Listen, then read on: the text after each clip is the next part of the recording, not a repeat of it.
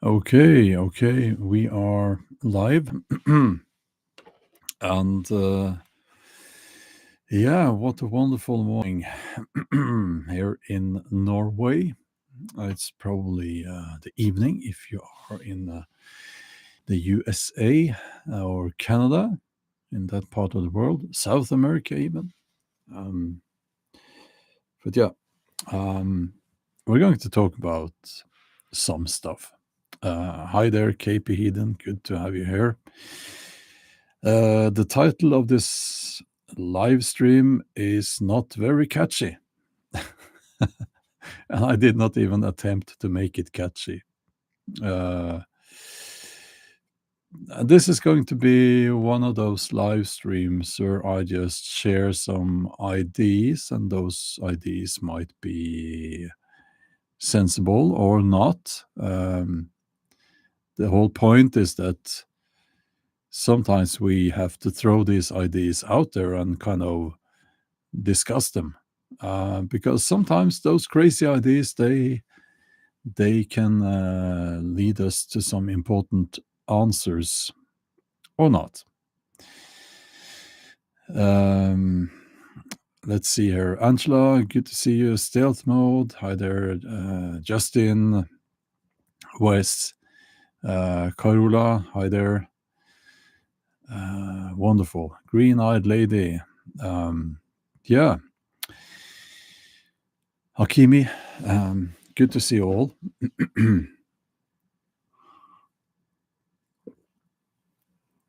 I'm still on the a very important Princess Cup. Yeah, so I will begin, and I'll try to get to the point as quickly as possible, but this one will take a little bit of explanation. So I will start in Norway, okay? And I will just give you some facts and ideas, and you can join the dots, so to speak, to get the picture. In Norway, they are increasing the military spending. Like I don't remember the numbers, but it's going to be, they're going to just increase the money spent on the military a lot. Like they're saying that, well, we are going to buy this and that, and warships and submarines, and lots more people are going to be drafted into the military, and so on and so on. So a lot more money, so much money that it will start to drain the oil fund. Now, the Norwegian, no, actually, they call it internationally, it's called the Norwegian Pension Fund, I think, or oil fund. And it's going to start draining that fund. And that's one of the, is it the fifth largest investment funds in the world? So Norway, the state of Norway, is very, very rich. And they're going to start spending that money, building up the military like crazy. So much so that these new numbers, when you put those numbers into the equation, they will have drained the fund. We will be seeing red numbers in a few years. Well, not next year, but, and again, early morning, you'll have to forgive me. I can't remember if it was 2035, so in 10 years, or 50, 2050 or something. Actually, I think it was 2035 in 10 years. But I might be wrong there. But anyway, that's the way it's going. So that's Norway. If we jump far across the pond to the USA, and this is the one that always, when I speak badly about the new president, people don't like that. No, I don't care. looking at what is being done there now, and I'm not talking about the ideology, not talking about MAGA and all of that, not talking about any of that. But when I look at what's being done, now I'm not there, but still, as an economist, that's my education. It is a blueprint or a recipe for disaster. It really is. And I mean, so, okay, the tariffs, the deportations, and all of these things that the Trump administration is doing now is basically deconstructing or destroying the USA economy. So you're going to see higher inflation, higher interest rates, and much more serious than that, foreign investors will start leaving the USA. And we are seeing that already, I believe. Well, I know we are seeing it because my investment fund is also partly investing in the USA, but they are now leaving the USA. And they are probably not the only ones. So I am of the opinion that Trump is not stupid. I don't think so. But I don't think he's making the decisions. And I haven't really heard anyone else saying that, but I don't think that he's making the decisions. I honestly don't know what's going on there, but this is not looking good. It's a deconstruction, it's a blueprint or a recipe for deconstructing the economy.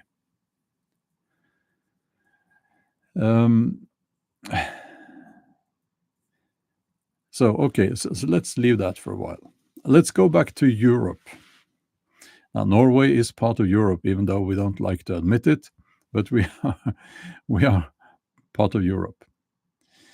Europe, and this will be difficult to grasp for some people, but if we now look at the numbers, Europe, which is not the same as the EU, but Europe is aiming to become a military superpower. The European countries are quite wealthy, and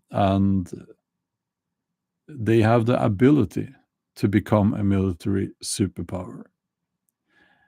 But again, it's going to cost money, and that money will be taken from budgets where they could rather have spent that money instead of buying weapons and so on. They could have spent the money on sensible things like safer roads, roads, stable conditions for investors, schools, education, healthy environment, and so on and so on.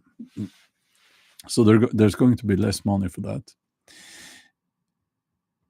So we are putting into this equation a Europe which will be a military superpower in the near future.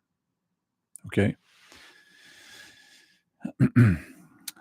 Russia is, of course, Russia, part of Europe, but also mostly part of Asia. But we will see a new Cold War. We will see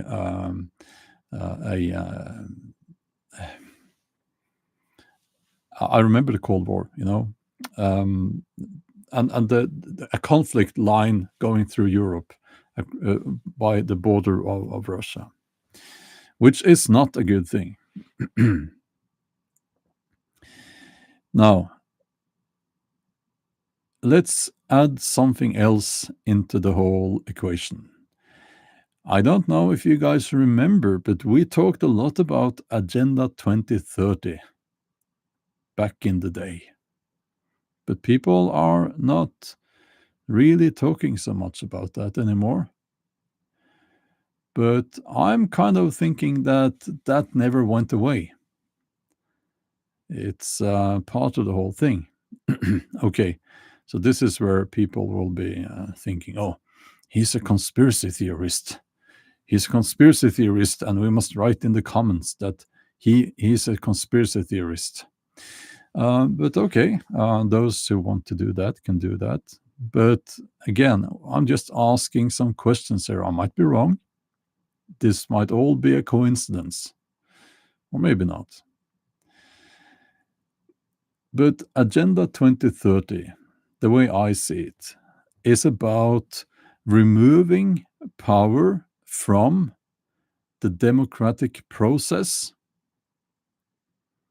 You all know what that is. We have something to say as citizens in a country, but taking away power from that process and putting that power in the hands of basically a totalitarian, anti-democratic coalition of people and organizations. So, Agenda 2030, I believe, will thrive in a world with a Europe being a military superpower, a USA weakened because of I honestly don't know why they are doing what they're doing. Maybe national pride, maybe some insanity, and a strong, isolated Russia, who at the other side are shaking hands with the USA. So it doesn't look so good for Europeans, this, does it? And neither for Americans. For Russians, I don't know. I think we are obviously seeing a concentration of power and future wealth in the anti-democratic part of the world, which would be Russia, Iran, China, India. Not saying India is anti-democratic, but that's part of the whole BRICS. So again, I'm talking, geopolitical issues here, and I'm not an expert on that. I don't think any of us are. But we can ask the question, right? So,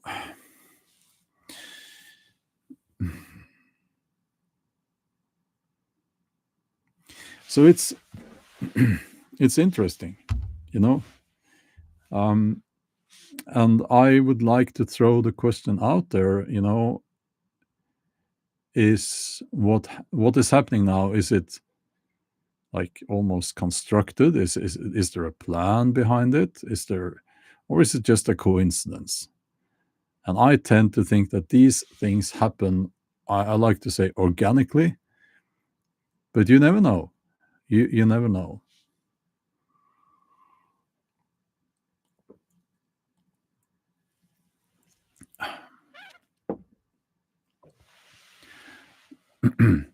So I still think that Agenda 2030 is one of the biggest threats that we are facing, not only in Europe. But, state leaders can be bought, nations can be bought. I believe that corruption is the reason for many decisions being made on the geopolitical scene. So yeah, what do you guys think? Is Agenda 2030 part of what we are seeing now, or not?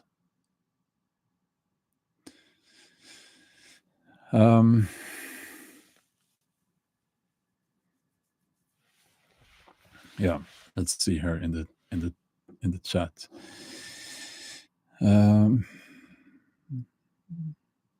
Efo says it's a myth. Wes says guaranteed. New World Order says World Economic Forum is alive and thriving. Stealth Mode says very possibly by the rollout of the crypto. Yeah. There's some talk about immigration into Europe here.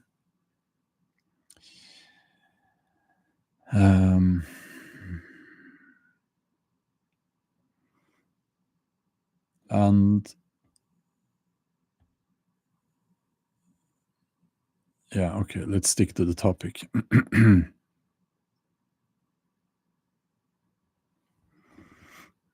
So,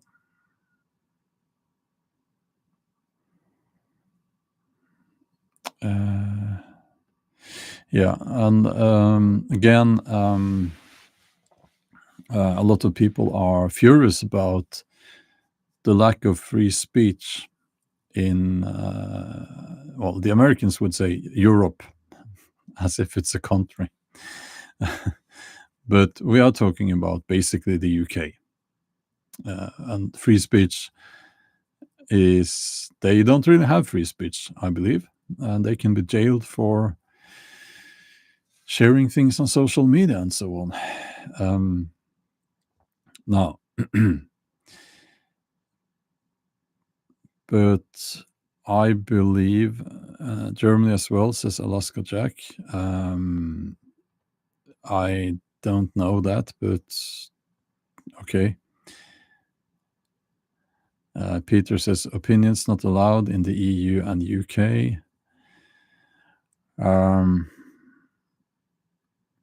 Well, okay, so here's what I think. I think that there's a lot of things that is acting like a red cloth.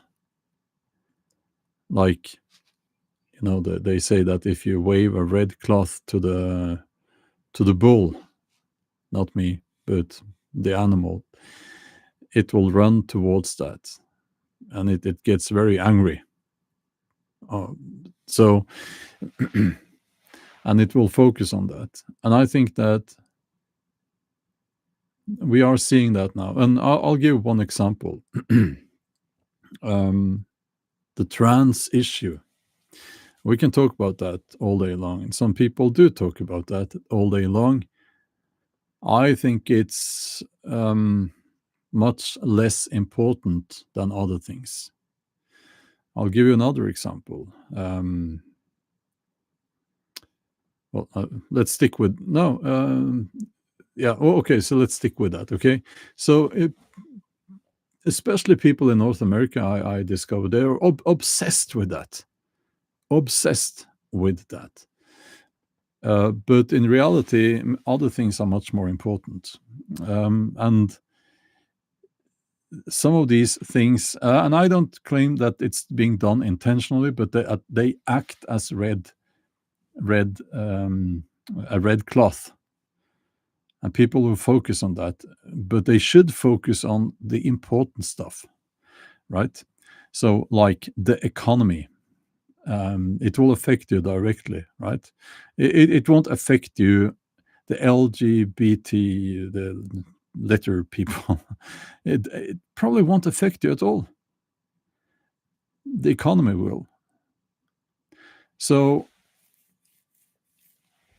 if we look at the whole thing, you know, the whole equation, I mentioned Europe, I mentioned the USA, economy going down the drain in the USA,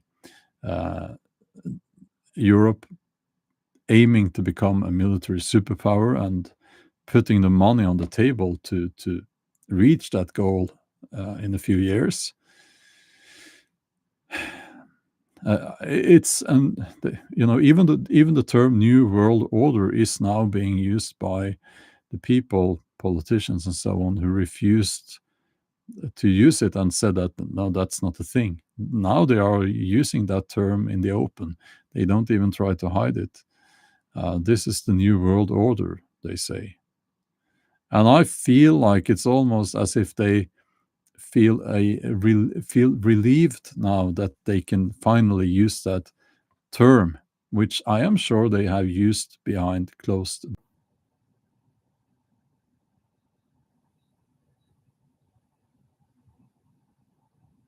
I think we are back. I think we are back. Again, I have ordered a new internet connection box thing. It will be here in a couple of days.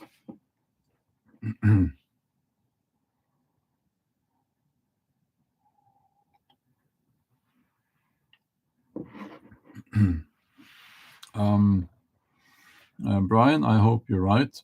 I hope that the economy in the USA will rebound. But as an economist, I can tell you that the things being done now are the blueprint for disaster. And there is no ideology or opinion. It's not my opinion, that's a fact. We know quite a bit about that. It's been done before. And nothing to get worked up about. But, I'm not making this up. Economists all over the world are pointing at that being done in the USA now, and they're saying that that's how you ruin an economy, basically. There are other ways to do it as well, but this is one of those ways. Yeah.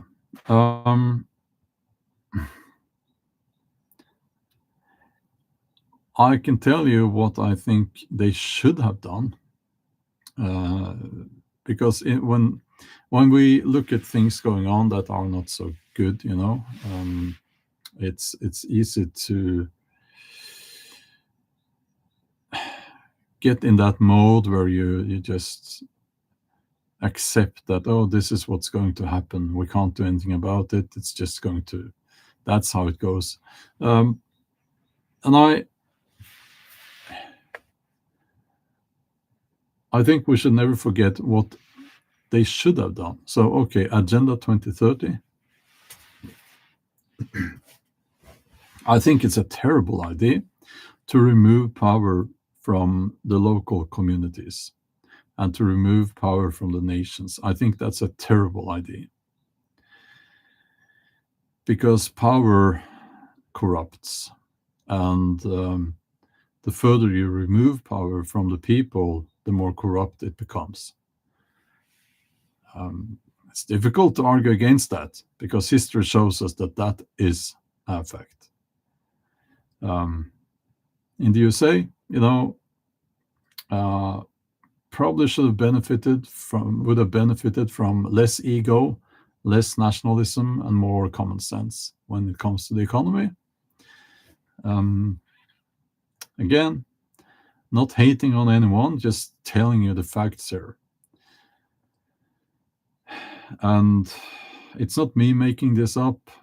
Economists all over the world are pointing at that and saying exactly that. When it comes to Europe and Russia, I don't know. At this point, I think that it's useless to look back and talk about. Well, we can talk about what should have been done and what should not have been done. I mean, it's not long ago that we had good relations with Russia. We had, trade, and we had, it was going in the right direction. But then you had a very, very corrupt president and his very, very crooked son. They got involved in some Ukrainian stuff. Lots of money. They like money, these people. And I believe that skewed many decisions. So, I think the Biden, the whole family there. I don't know if the whole family, but Biden, the president and his son, of course, they're corrupt. So, but okay, if we look at the situation now, we do have a conflict between Europe and Russia, and we can't just make that go away. It's very difficult. Um, Sharp canines, the corruption with Biden. Oh, it's you know, it's it's proven. It's one of those things that are out there in the open, but somehow mainstream media, they will not mention it. And this is one of the, I mean, it's very easy to find that, information. Um, and I'm sure that many of the other people here in the chat, they know about that. Um,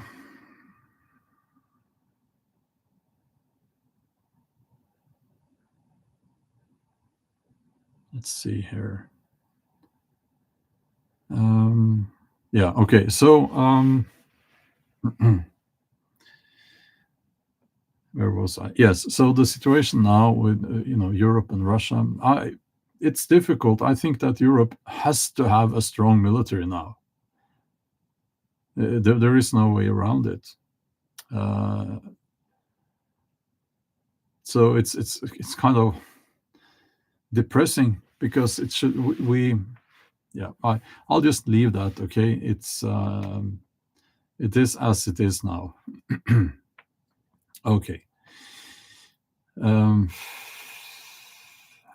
let's see here. Let's have an informal, hopefully not infernal chat.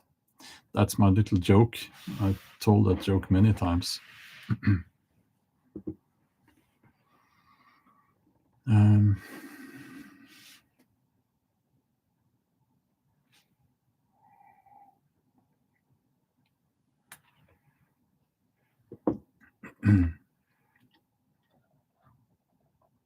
yeah. 15-minute cities. I have talked about that before. And now it's a fact. And it's being done.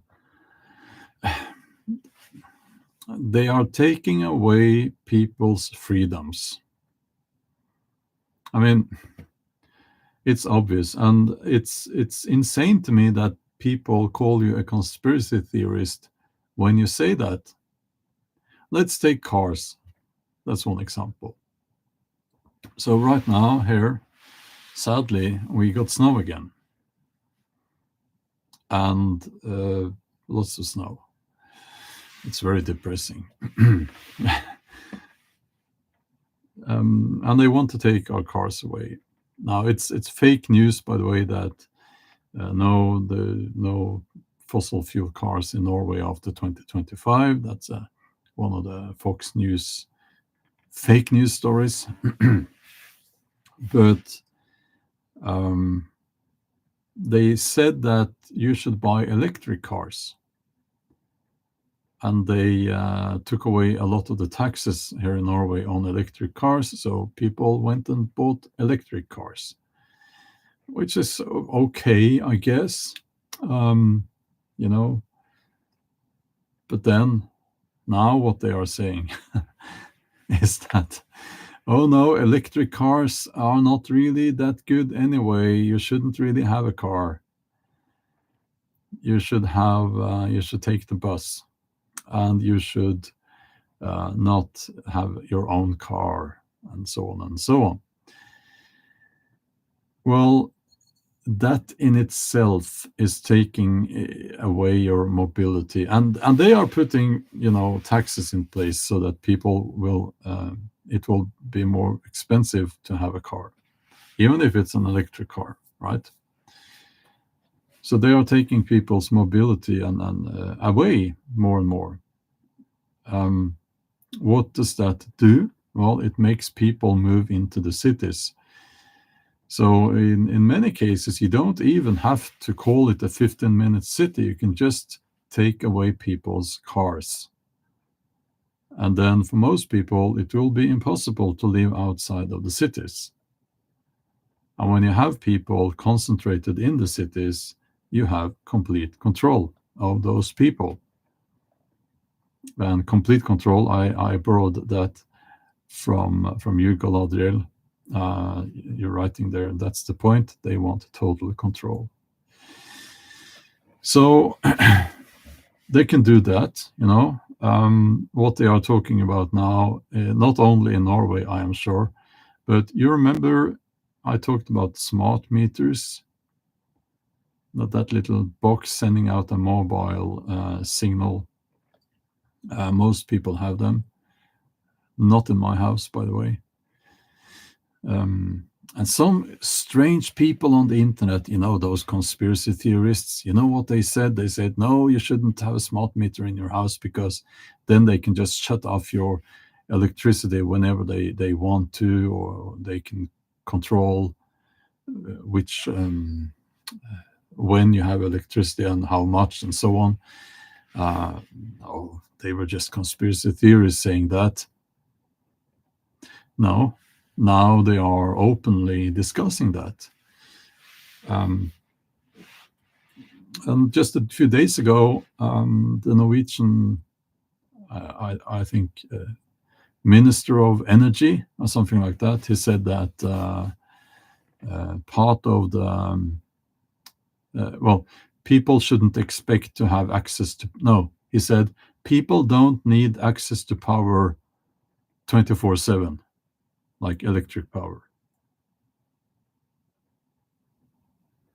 And I'm like, what? That's crazy. If you think about it, that's crazy. So they're going to shut off your the electric power going to your house or your apartment whenever they want to. So what happens if you do something that makes you an unwanted citizen? They can hurt you in so many ways. They can shut off the power to your house, for instance. And right now, it got cold again. It would be very, difficult without electric power.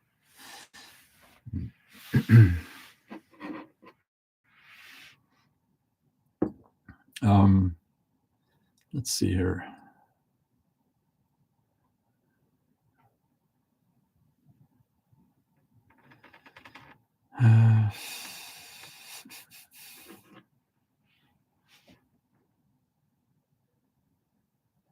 Yeah, well, I think,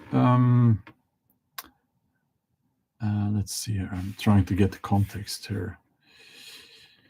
Yeah, well, basically, what I've said, Highlands Husky, you're saying if you don't have a fireplace, then you are at a disadvantage. Yes, absolutely.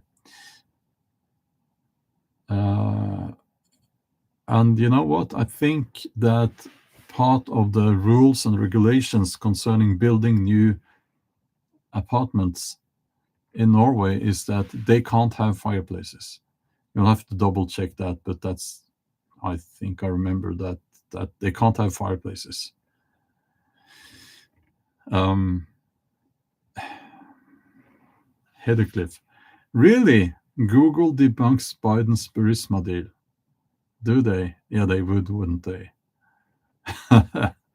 Yeah, Google is a joke. Well, we are on Google now, as YouTube is part of Google.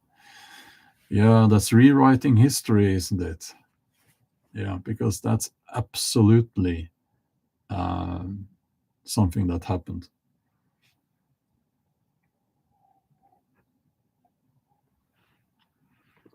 Yeah, so all these preppers, before they all became, not all of them, but before they became self-appointed experts on geopolitical issues instead of being preppers. That the good old days, before they all got obsessed with the woke LGBT thing, back in the good old days when they were actually talking about prepping. They said, and I said, I'm still saying, that you should be as independent of the grid as possible. It's very important. I would rather live with much less comfort and be independent than to be, have a little bit more comfort and be dependent on the grid. So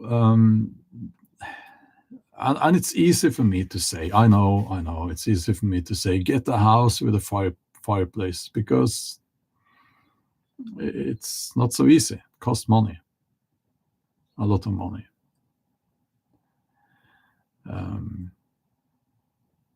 So yeah, but also I have been saying, and I'll take some criticism. I'll criticize myself here. I said that you should try to move, away from the cities and to some place where you could probably find a house that you can afford. And that's probably a good idea if you can also find work. But that is the problem, right? That's the problem in those places. And there's a reason why houses are cheap, because there is no work there, and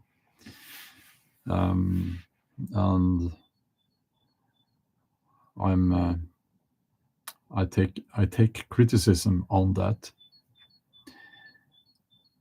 So yeah, I don't really have a solution, but we just, at least people should try to have some kind of plan. People should have the prepping mindset, at least, even if you can't really be a prepper in the sense that you're completely independent of the grid.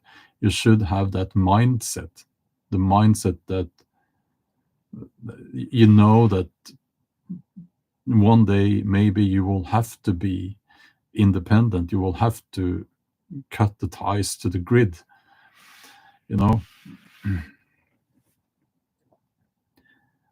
So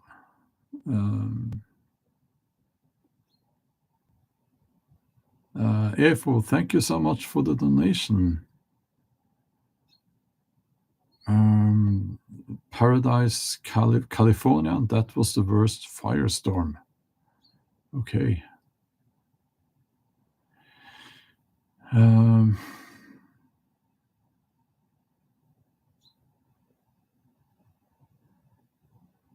AVV, I'm reading your comment.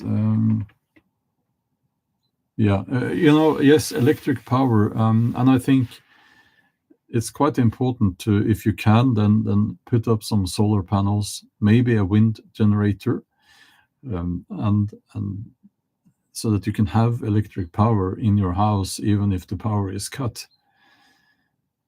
You can buy a diesel generator and so on. Yeah, Peter, yes, concerning Russia is absolutely part of Europe. The European part of Russia is bigger than any other country in Europe. Absolutely, we must not forget that.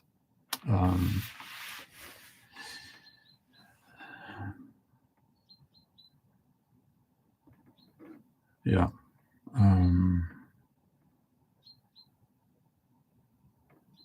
Let's see here.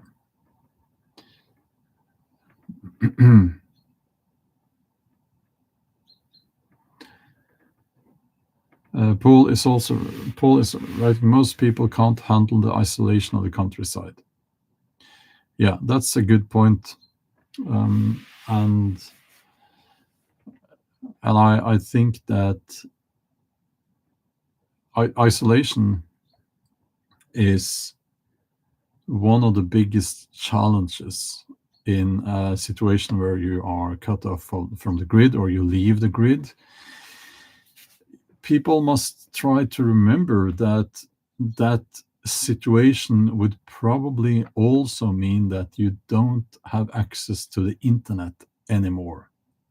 Now we're talking, gridded down, situation, or if the grid is not down, you chose to leave the grid and all of that, for maybe security reasons, maybe reasons. The reason is that you want to be independent and not just a slave of the system. So, and people these days are not used to be off the internet, off social media. So if you haven't tried recently to be without a smartphone for, let's say, a week, you are not prepared.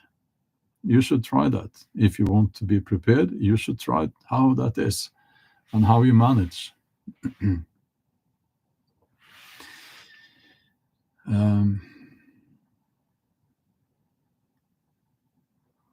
Let's see. Craig, yes.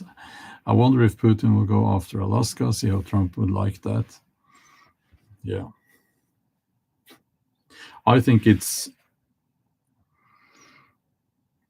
early to tell, but I think right now it looks like the American president is catering to Putin's regime, and that's probably not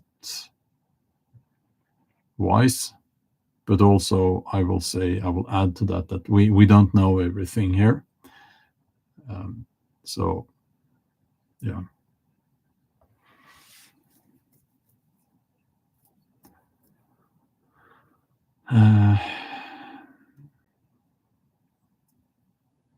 Let's see here.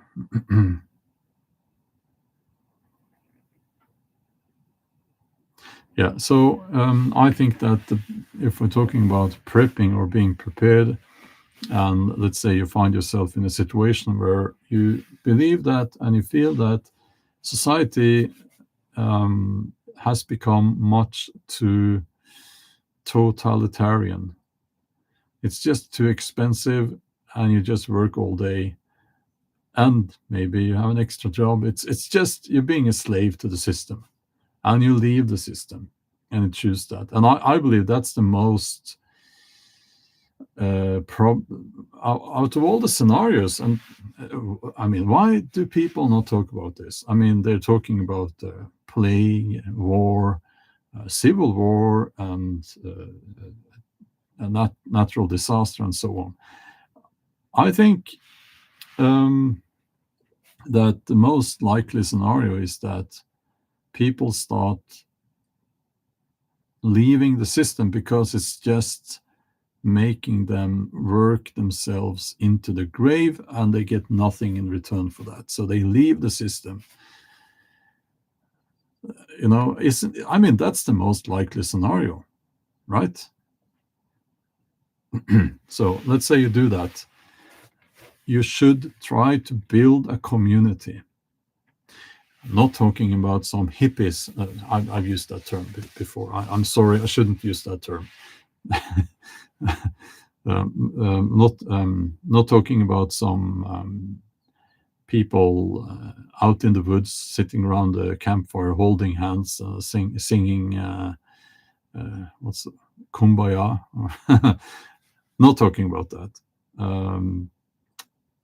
but a community where you support each other, you help each other, and you provide social contact and interaction to each other.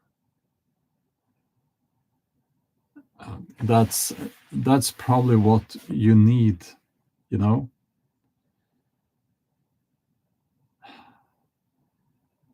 Because going out there alone is going to be, you can do it, you can probably do it, but it's going to be mentally very challenging, you know.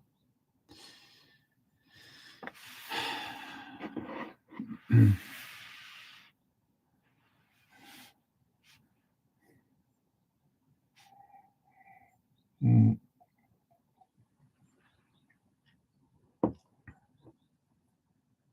yeah. So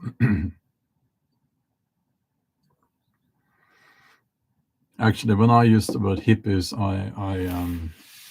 it's maybe not fair, but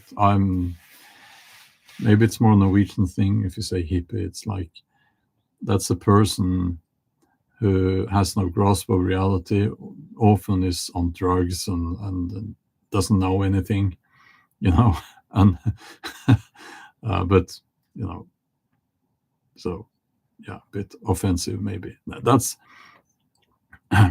I think also I think it's unfair, you know. Hippies, it can be a good thing, you know, should be a good word to use.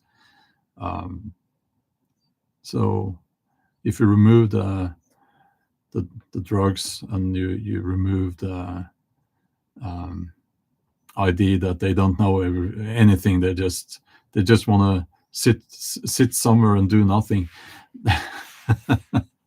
then maybe being a hippie, you know, if you remove those things, then uh, maybe that's a good thing, being a hippie, you know. Um, so um, Calypso Kin says, for elders, neighbors are important because the young ones can help you so much more. Absolutely. Um,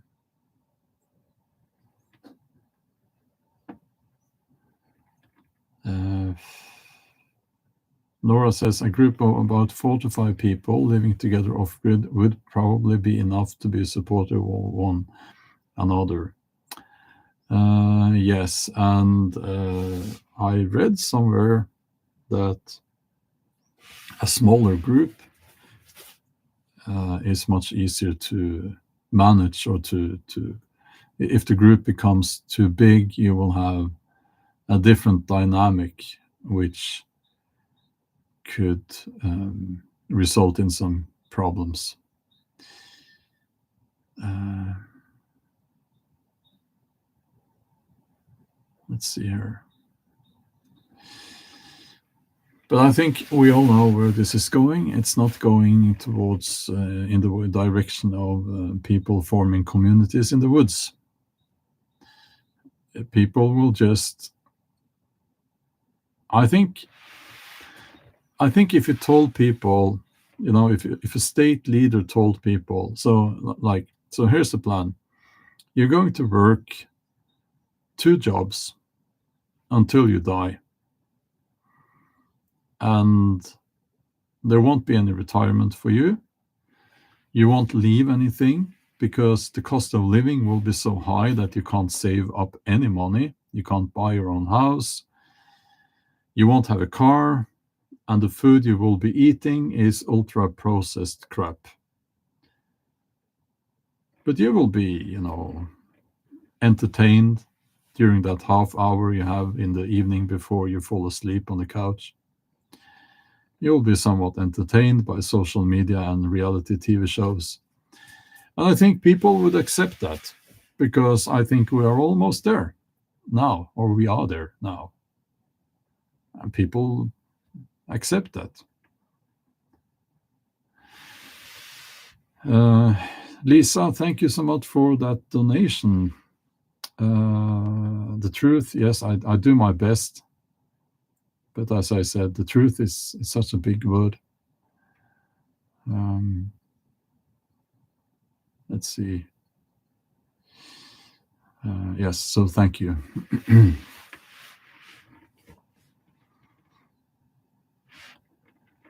Yeah, and I think that we need to realize that if, how should I put it? If you're young now, like 20, there won't be any retirement for you.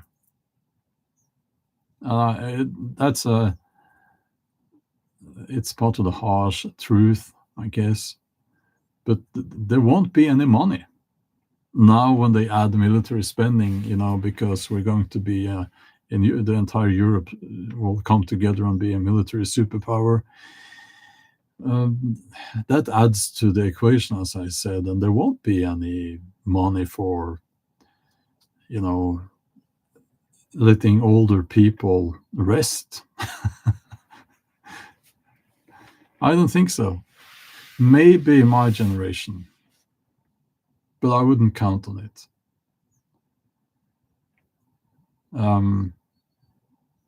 I don't know. I don't know.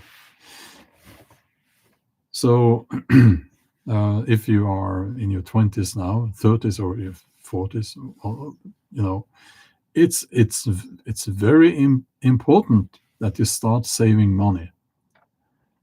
And now people will say, "Well, I don't have any money." Well, you're going to have to find some money. um, and in a brutal way, take money away and put it away and invest that money in some kind of fund. Now, I'm not a financial advisor, but the mathematics involved means that if you start now and you put some money away every month, you don't really see a big change, and it won't really matter the first, 10 years, maybe 15 years. But since the curve is not linear, it's exponential, and you really, really see it growing after some years. And please do that. Please do that. If it's only a little bit, please make that a habit. You know,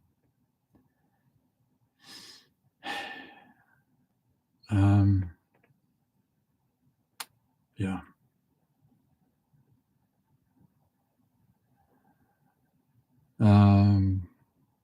Well, EarthLab USK, you have to invest in such a way that you have much more. You're making much more money than the inflation takes away. Just use a long-term, solid plan. Don't do anything crazy. Just leave it there, and forget about that money. So.